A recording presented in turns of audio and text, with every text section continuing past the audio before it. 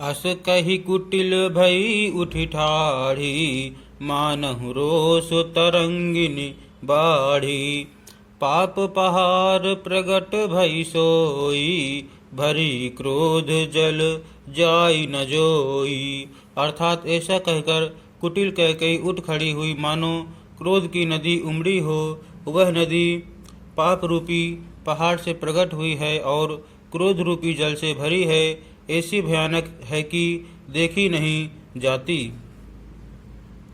दोबर cool कठिन हठ धारा, भवर कुबरी बचन प्रचारा।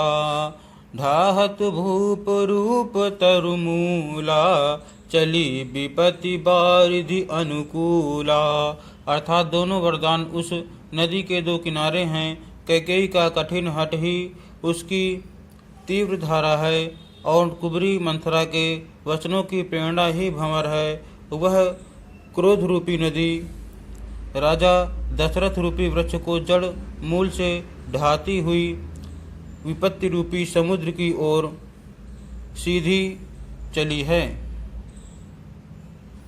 लखी नरेश बात फुरि साची, तिय मिस मीचु शीस पर नाची।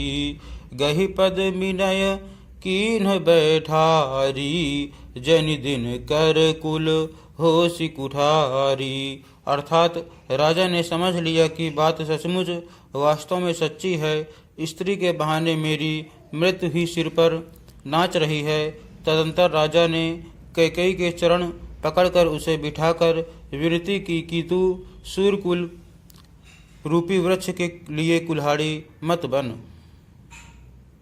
मागु माथ अब ही देऊँ तो ही, राम बिरह जनि मारसि मोही। राखु राम कहूँ जेहि तेहि भांति, नाहि तजरि जन्म भरि छाती।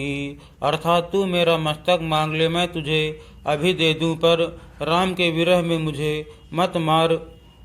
जिस किसी प्रकार से हो तू राम को रख ले, नहीं तो जन्म भर तेरी छाती जलेगी।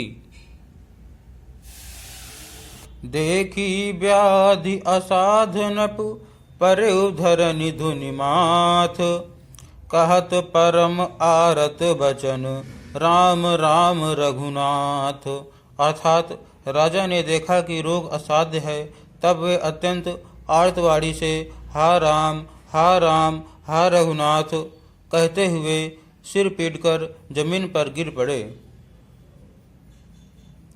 व्याकुल राउ शिथिल सब गाता, करिन कलप तरु मनहु निपाता। कंठु सुख मुख आवन बानी, जनु पाठीनु दीन बिनु पानी। अर्थात राजा व्याकुल हो गए, उनका सारा शरीर शिथिल पड़ गया, मानो हथनी ने कल्प वृक्ष को उखाड़ फेंका हो। कंठ सूख गया, मुख से बात नहीं निकलती, मानो पानी के बिना पहिना नामक मछली तड़प रही हो।